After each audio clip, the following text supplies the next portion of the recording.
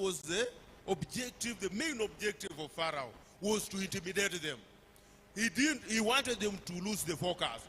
So we are talking about intimidations in our Christian life. So many times as Christians, we normally face varied intimidations that make us to lose our focus. They come in different ways. We wake up, we experience today one trouble, tomorrow another trouble on top of the other one, and then we reach a point, because you found that we experience these troubles cumulatively. They come one by one. So it becomes like a burden in our Christian life. So we look at them as a burden. Now it becomes intimidating. We start asking ourselves questions. How are we going to get over this? How are we going to overcome this? So you find that it's normal. Now we are looking at such a situation. So you find that the Israelites reached a point where now they didn't have a way forward. They started complaining. They started now lamenting. And they started now talking to Moses about the situation. But you find that Moses had a way out. Moses went back and talked to God, because it's actually God who had sent Moses. So you find that Pharaoh's intention was to make the Israelites doubt Moses. He wanted the Israelites not to believe in the information that Moses had brought, because it's actually, Moses was talking about God. He was talking about God, their God. So he wanted the Israelites to lose hope. He wanted the Israelites to lose trust in Moses. And from the look of things, were it not for God, because you find that the Israelites were almost getting out of hand. In such a situation, unapata wanachapana, they were almost getting over. They were getting unruly. But you find that God intervened, and you find that after Moses talking to God, God himself now intervened the way he had promised initially, and he got the Israelites out of the bondage. So you find that as Christians, we normally experience such varied challenges that make us to ask ourselves several questions. So we also want to look at another example of the challenge that Christians face in life. So we shall look at the book of Daniel, chapter 3, verse 14 and 15.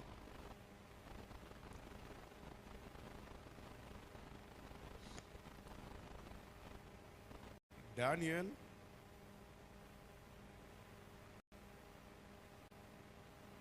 chapter 3, verse 14 and 15.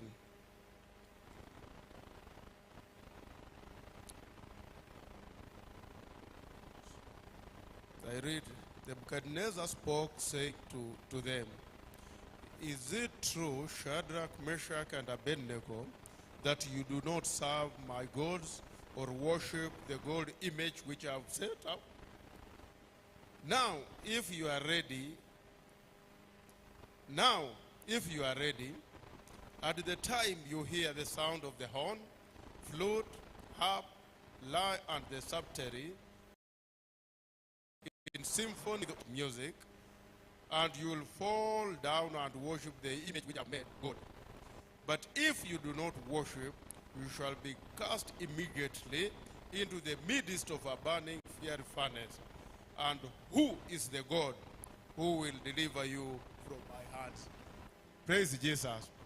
So here we are looking at a time when the Israelites were in exile. So you find that they were in a foreign land. And you find that this foreign land had a king. This king, when we talk about a king, is a powerful symbol of the land. So you find that these Israelites were in the foreign land. So you find that the king of that land was Nebuchadnezzar. Nebuchadnezzar was powerful. When we talk about a king of the land, he was powerful. He was a powerful symbol. So you find that these people were in a foreign land. In this, they were given positions. And in this foreign land, you found that the people of that foreign land were worshiping their God. And it reached a time when these Israelites, you found that the foreign people envied them because they were given positions to handle. So you found that they found ways of ensuring they bring them down so that they lose favor with the king. So now it reached a time when they made a golden image and asked them to worship. So it reached a time when actually the Shadrach, Meshach, and Abednego did not concur with that. They refused completely. So as we can see, you find that King Nebuchadnezzar was out to intimidate them. He wanted to intimidate them to submit. He wanted them to give in.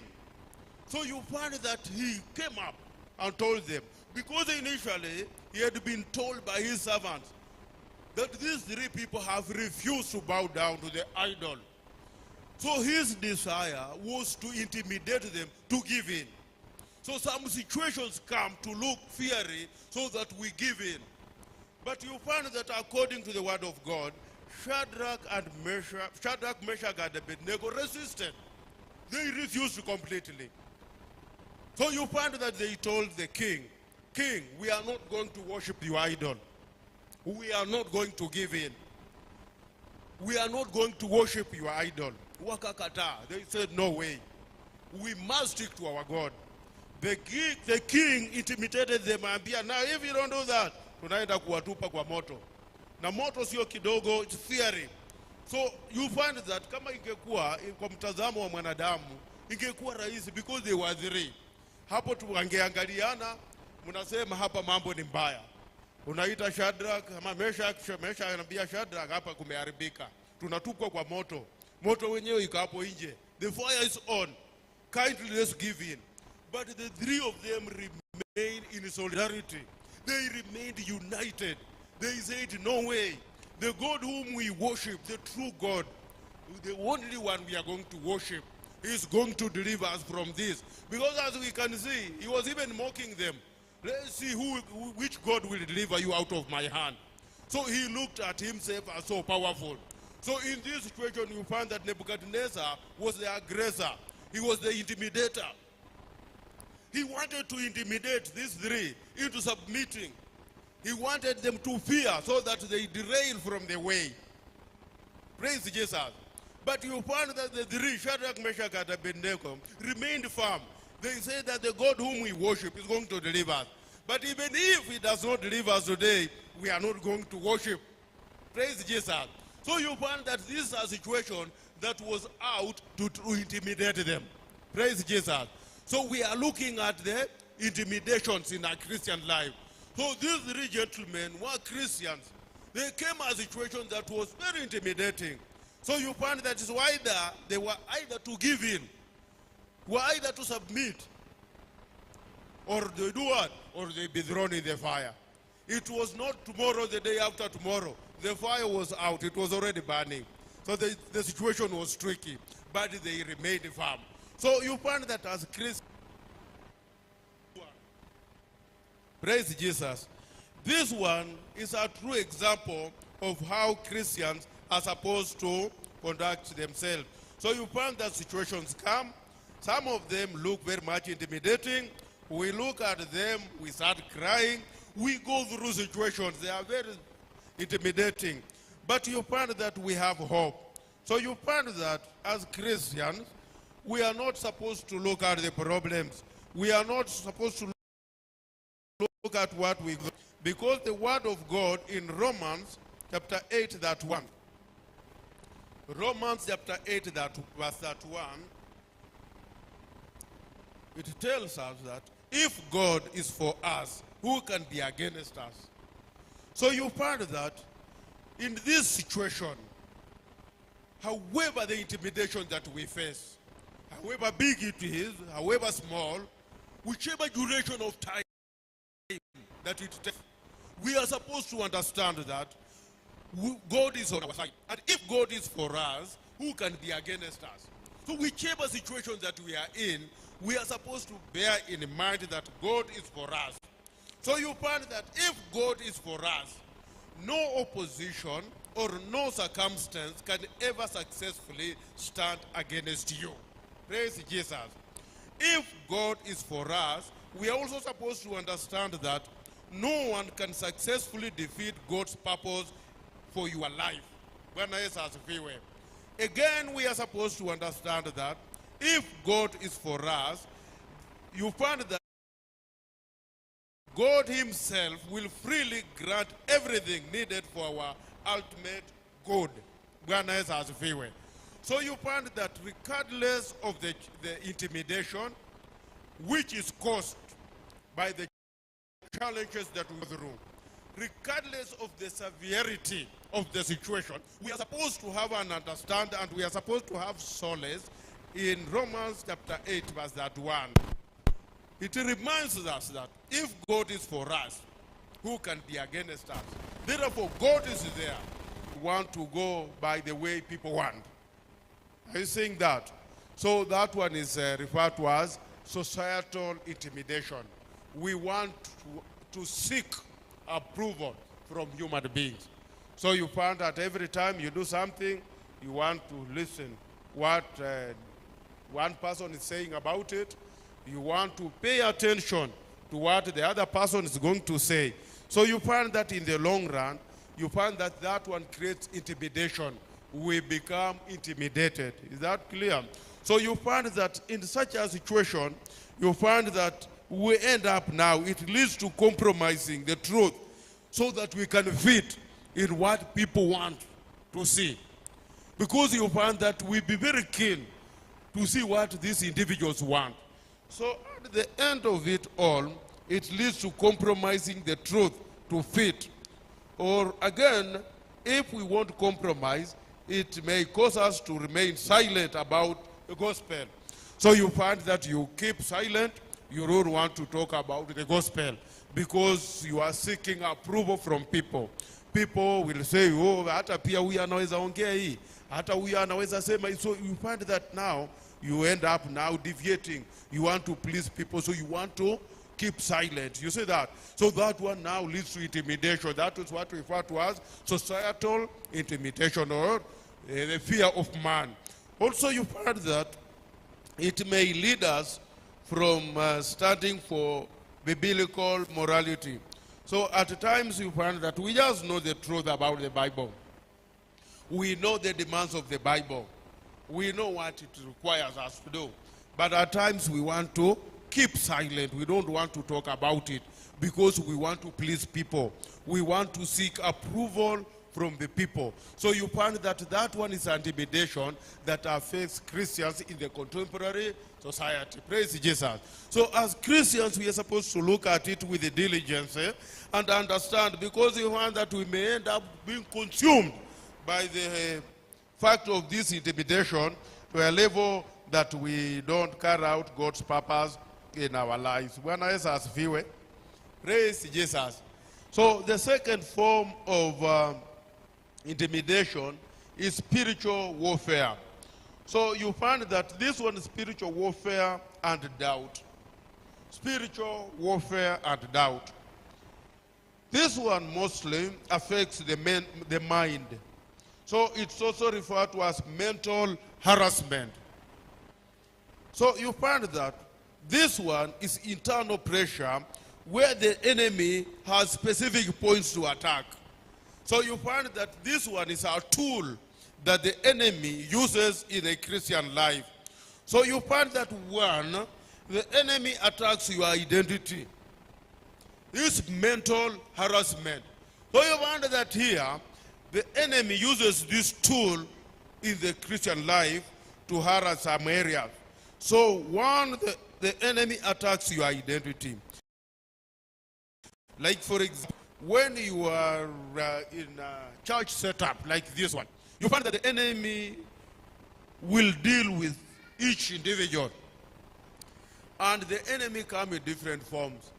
He comes in whispers. So you may be seated as an individual, then you receive whispers. And those whispers, manunguniko. Those whispers are in lies, they are lies.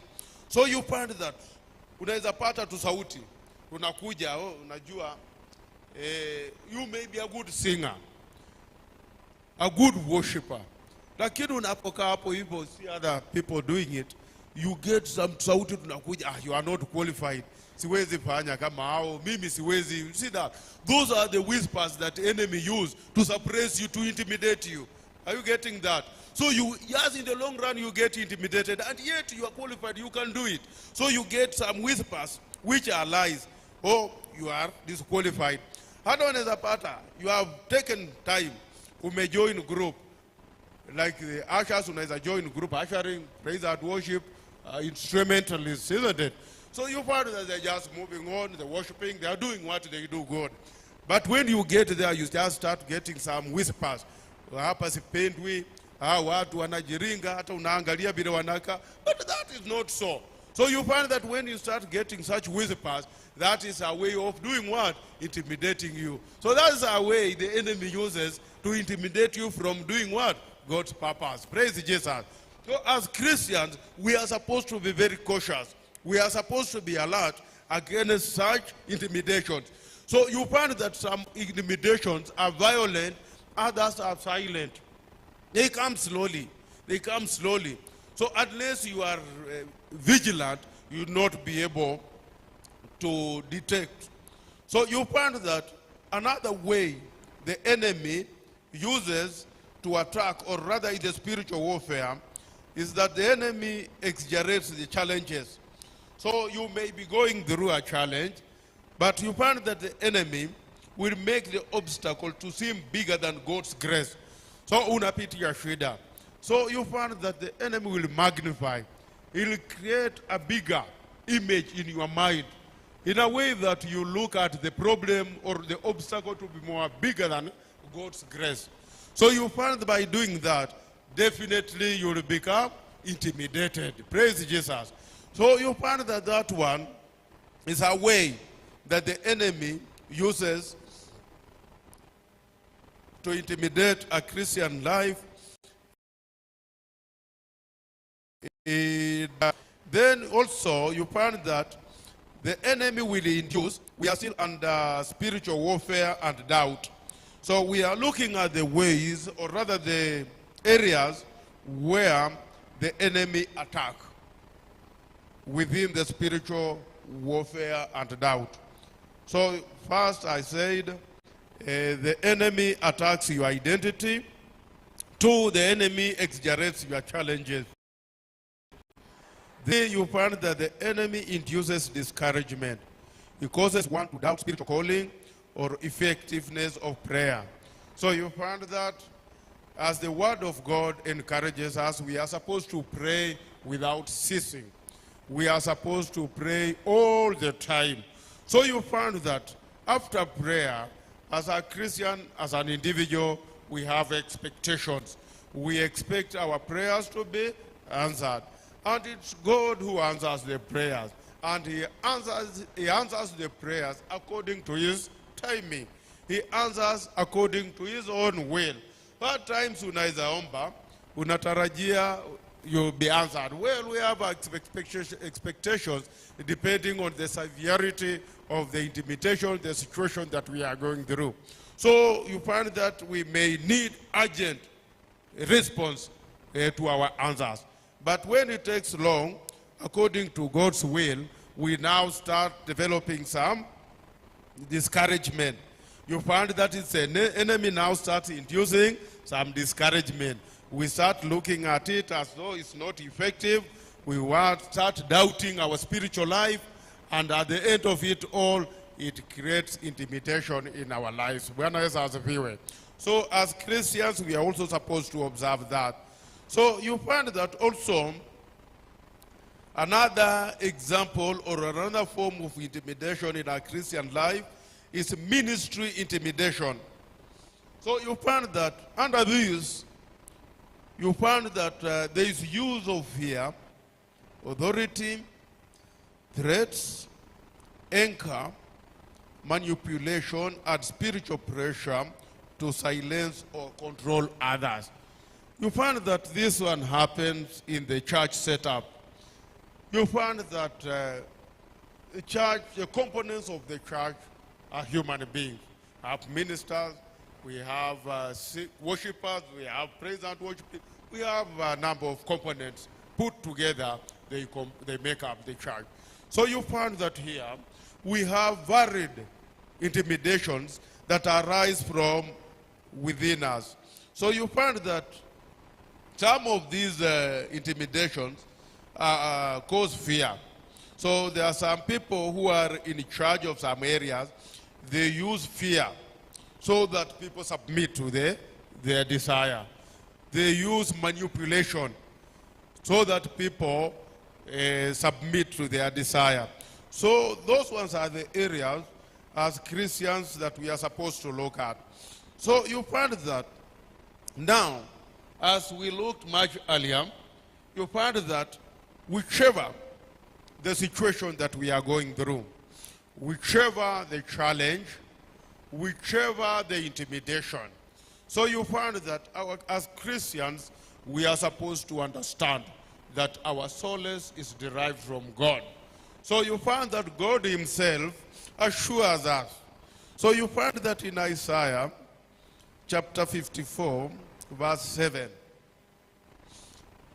In the book of Isaiah, chapter 54, verse 7.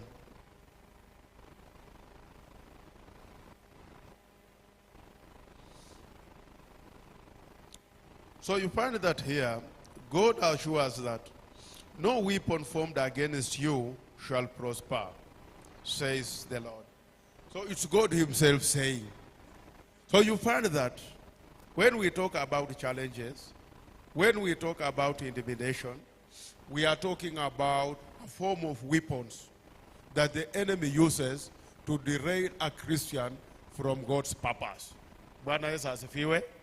Yes, those are forms of weapons that the enemy uses. So one good thing that we are getting now is that God is assuring us, and it's God himself saying, that no weapon formed against us shall do what?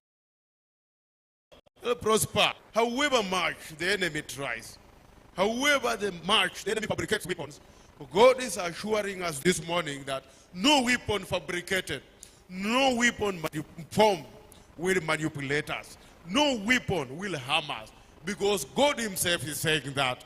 Now, because God himself is faithful, when God says, he has said. God is not a human being. He does not lie. He speaks the truth. When he says, he has said. Isn't it? Mungu akisema, amesema. Hakuna yeyote anaweza kupinga. So you find that if it were man, kama ni mwenzako, kama ni jirani, kama ni rafiki, anaweza kukudanganya. Si ni kweli? Anaweza kukuambia nitakuwa na wewe. Lakini hali ikienuka, anafanya nini? Anakuacha hapo hivyo. Anakuambia nilifikiria nitapata.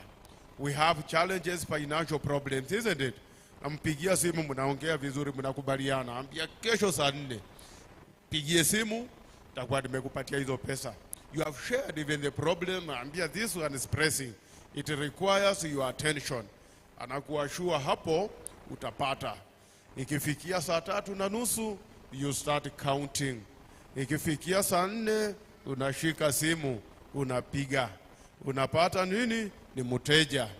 Simu inakujibu vizuri, ni mteja. Mteja wa nambari uliyopiga hapatikani. Sababu uko kwa shida, unafikiria sasa ni mtu anakuongelesha kwa simu. Unauliza, na huyu mteja sasa nitamuona saa ngapi? Ni mteja ama ni Margaret? Ni mteja ama ni John? Ni John nilikuwa niongee na yeye. Lakini kwa sababu uko na shida, unapata kwamba sasa unachanganyikiwa, unaanza kuuliza hiyo information. Hiyo sauti inakuambia mteja wa nambari uliyopiga hapatikani kwa sasa. You end up in anguish, you end up a disappointed person. But we find that now there was only one direct line, that when you call at any given time, when you call, be it in the middle of the night, be it you call at odd hours, that number will always be on. And that number is the heaven hotline. And that one is God. Anytime you call on him, he will get you a line and he will answer your call. Bwana Yesu asifiwe. Unapata kwamba ukipiga hiyo simu, Mungu atashika. Yeye sio mwanadamu atakwambia, atakushughulikia alafu akudanganye. Rafiki atakudanganya, ndugu yako atakudanganya. A neighbor will lie, lakini God will not lie. Told us to know that. We capture that in the book of Numbers, chapter 23, verse 19. Numbers, chapter 23, verse 19. So you find that in that book of God, you find that it talks about God, the nature of God. Talks about the nature of God. God is not a man that he should lie, nor a son of man that he should repent. Has he said, and will he not do? So this is a time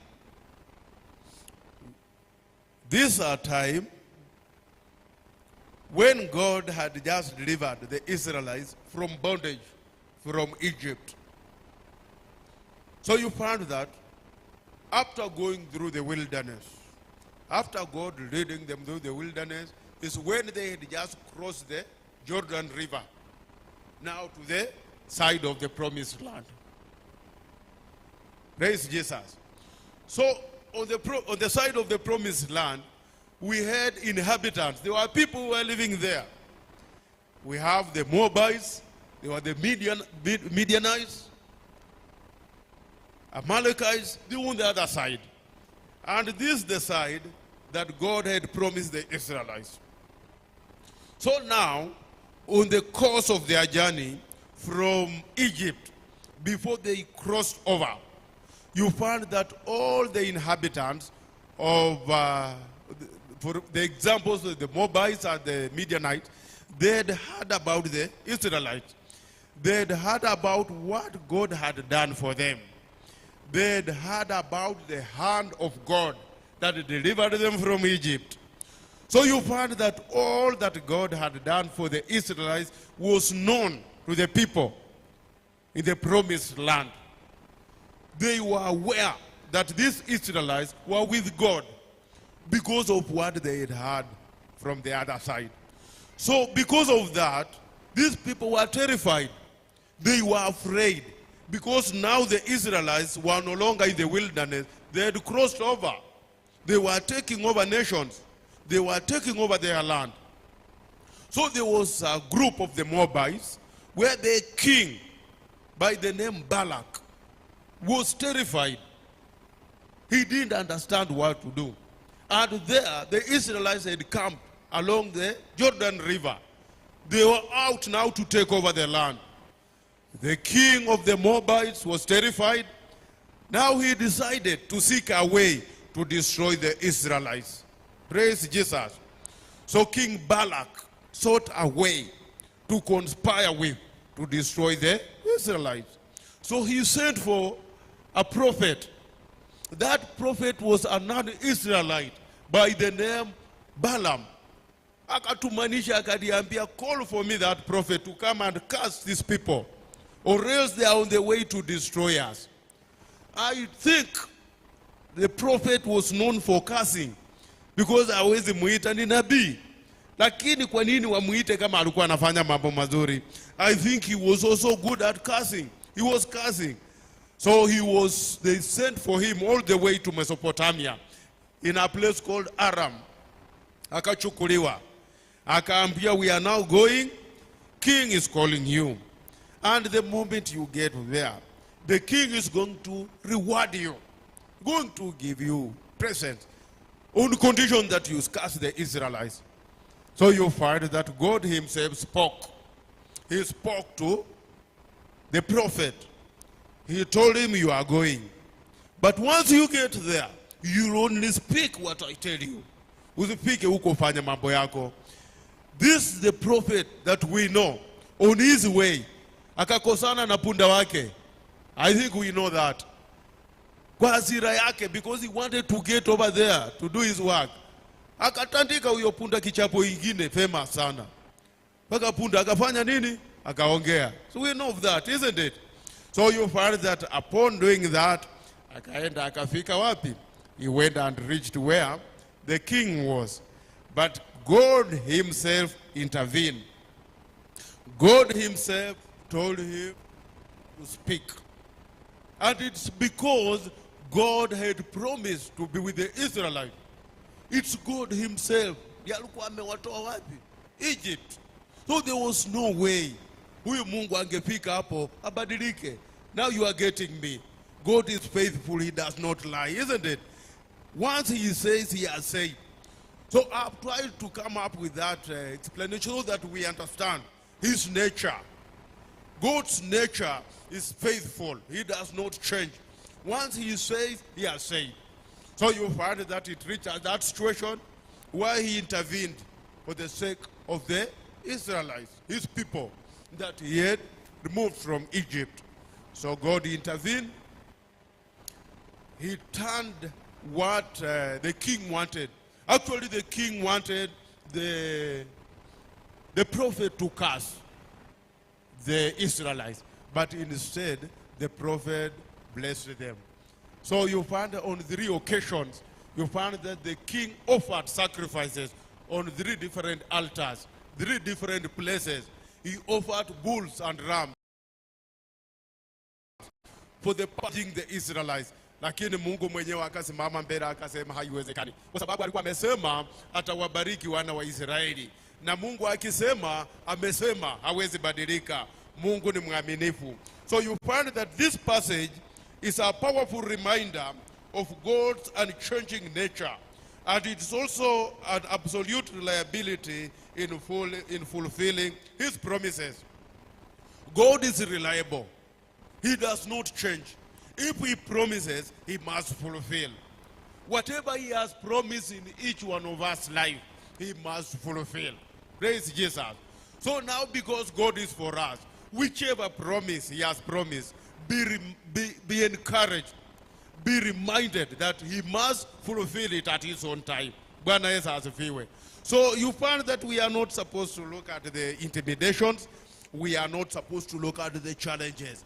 Be reminded that once God is on our side and he has promised, he does not change. His nature is a faithful nature. He must fulfill. So as we can see here, he was faithful to the Israelites. A time when the king was determined to curse them. The king was determined, he was out to destroy them. But you find that God is faithful. He remembered his promise and he stood before and he ensured that there was no curse in the life of the Israelites. So he neutralized Balaam's curse and instead he converted it into a blessing. Converted that into a blessing. So that's the nature of God. Praise Jesus. That's the nature of God. So you find that we have challenges. Some of these challenges are known. Some of the intimidations are known. Some of them are not known. We just walk from left, right, we walk around, we carry on with our daily tasks and duties. But we have be reminded that in every situation that we go through, God is faithful. Bwana Yesu asifiwe. God is faithful. He is faithful to his word. And his nature is to ensure he fulfills his promises. Bwana Yesu asifiwe. So we are supposed to be encouraged by that. Regardless of the challenges that we go through, once God is on our side, he's a faithful God. He won't let us down. So from there, we have looked at the different forms of intimidation in our Christian life. We have understood whichever category that we fall in, we are supposed to be encouraged. We are supposed to be encouraged. Because some of the intimidations, they make us look inferior. As we said, you find that the purpose of the intimidator is for you to look inferior, it's for you to look small, to manipulate you, so that you do what? You give in, or rather you deviate from the normal, and the normal is God. So we are not supposed to seek human approval. Neither are we supposed to seek an approval from any person, but we are supposed to understand that within our making is God. God is responsible for anything, or else the moment you deviate, you seek approval, there's nothing you'll be able to do. Bwana Yesu asifiwe. So you find that when we look at society, nobody, hakuna yule atasimama akwambia hapa umetosha utafanya endelea hivi, hapana. So if you seek human approval, utangoja miaka mingi sana. So there are situations that we go in as Christians. Munaweza enda pahali, hata even the church, you find that unapata situation where you are intimidated, unatishwa, because we have been talking about, Reverend has been teaching us about limitations. So you find that at times you may be intimidated. Unaenda pahali, kuna watu wanajiangalia, hata before wenue mkono uongee, unakuwa kwa mikutano, family gatherings, family meetings. Hata ukienua mkono before ongee, wanakuweka, hakuna kitu utaongea.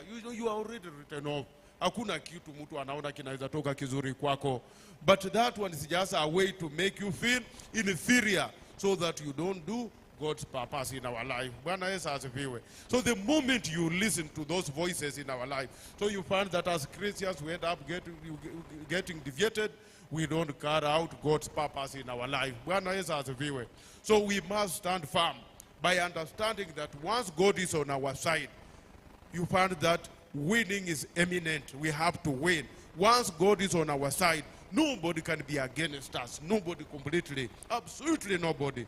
Because God is faithful and he can deliver us from that. Bwana Yesu asifiwe. Also you find that in human nature, people look at the age. Mtu anakuangalia anasema miaka yako hii huwezi fanya kitu. Wewe ngoja kwanza ukifika umri fulani ndio utaweza kufanya kitu. That one is just human nature. They look at the age. They look at the academic qualifications. Wanakuambia no, you don't qualify for this. You don't merit. That one is not as per God's will. So when we submit to that, we end up now seeking human approval. Then we end up not carrying out God's purpose in our Christian life. Bwana Yesu asifiwe. I remember there's a time we had a task somewhere. We were intimidated. We had a task. We went as a church. Tukafika huko, kulikuwa na shughuli, ikatufikia. Reverend akanituma, akaniambia fika huko ukafanya shughuli. Ilikuwa 2 hours around. Tukafika huko, tukapata wazee walikuwa wamejipanga. Wamekaa, they had taken over. They didn't want anything to do with us. Wakatuangalia, mimi nikaenda nikapata ripoti, wakashajipanga, akasema wenyewe watafanya kila kitu. Hasa vile niliona ikakuwa hatuwezi, nikapigia Reverend nikamwambia hapa mambo ni mbaya. Akaniambia wanasema namna gani. Kuna mambo yalikuwa yananipita sikusikia. Akakuja baadaye akaingia ndani kwa hiyo nyumba akiwa na Pastor Efantas. Katoka nje nikasikia wanasema hata hawa ni watoto tu, watatuambia nini? Hata hawana nini? Hawana ndevu. Ai, kashindwa hapa tutafanya namna gani? Sasa mimi nikaanza kujiuliza, unajua hapo ni rahisi muanze kuulizana. Sasa anza kuuliza Reverend, kwa nini wewe huna ndevu? Mbona hao watu wanatujanganya? Reverend akaniambia wewe nyamaza. Sina ndevu lakini niko na miaka, twende. Twende ndani. Wamekaa. Mimi nikamfuata nyuma hapa, tukaingia, nikaona niacha tuone hao watu watasema nini. Tukaingia. Akakaa, tukaongea, akawakataza, tukapa. By the way walikuwa wamekaa tu na wana form, hawakuwa na mpango. Eventually by the end of it all walitutegemea sisi. Tukawapanga, hata mkutano ndio walikuwa wanafanya, wakapangwa, wakaelekezwa mpaka ikaisha. Tukaenda tukamaliza hiyo shughuli tukarudi. So you see in the initial stage they were intimidating us. Ambia nyinyi hamwezi kitu, hamuna ndevu, hamuna miaka. Reverend akawakataza miaka tuko nayo, ndevu ndio haiko. Na tulimaliza vizuri. Bwana Yesu asifiwe. So you find that we are looking at such situations in our Christian life. We listen to the problem. We look at the situation. We look at the aggressor, the person intimidating us. And then in the long run, we get up being defeated. So now, because we have solace in our God, our God is faithful. He is not man, he does not lie. Akisema, amesema. Whichever the situation we are going through, he will get us out. There is a way out. So this morning, I want to encourage each one of us. I want to encourage our brothers. I want to encourage our sisters that in a Christian life, it's not that we don't experience challenges. We have intimidations. Some of these intimidations are scaring. They are not good. But in all this, we are supposed to understand that God is with us. And once he's on our side, he will get us through, he will get us out. So be encouraged always, tumutumainie huyu Yesu. Tumutazame siku zote, tumutumainie siku zote, na atatupigania, hawezi kutuacha. The way alipigania wana wa Israeli, akazuia Balaam kuwalaani. Mungu ni mwaminifu, sio muongo. Akisema, amesema. Bwana Yesu asifiwe. So kama wana wa Mungu, tuzidi kumutumainia, tuzidi kumutazama usiku na mchana, tumupigie yeye simu. Hotline yake haiko engaged. Utampata usiku saa 8, utampata mchana, utampata wakati wote, na atasikia na atakujibu. Bwana Yesu asifiwe. So kufikia hapo, naamini wote tumebarikiwa. Tuzidi kumtumainia Mungu, tusiangalie yale tunapitia, macho yetu ikuwe kwa Mungu. Bwana Yesu asifiwe. And we shall not, don't allow any intimidation, whichever way. Don't allow yourself to be intimidated. And we are going to see the will of God occurring in our life. Bwana Yesu asifiwe. So kufikia hapo, nataka, because unapata kwamba for us now to win, we are supposed to put on our heart. For us to win, for us to be winners, for us to win, we are supposed to put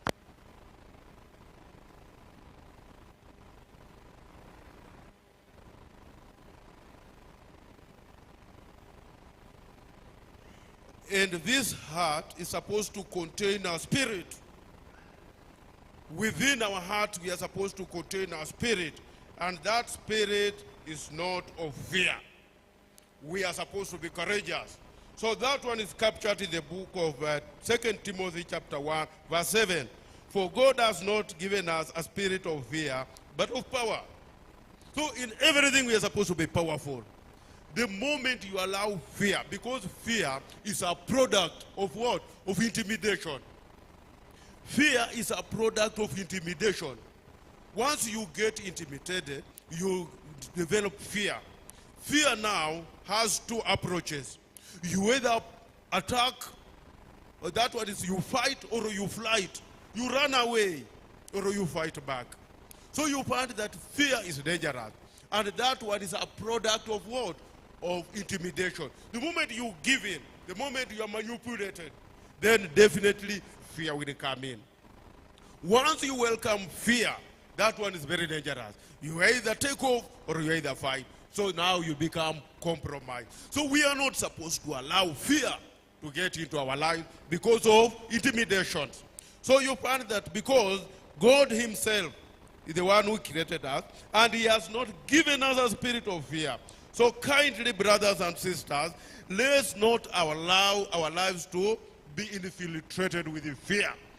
We stand firm in the Lord, and you'll find that everything will run well as per God's plan. So kupitia hapo, I want each one of us, suppose you have been looking at the intimidations in our life to a level that it has generated fear.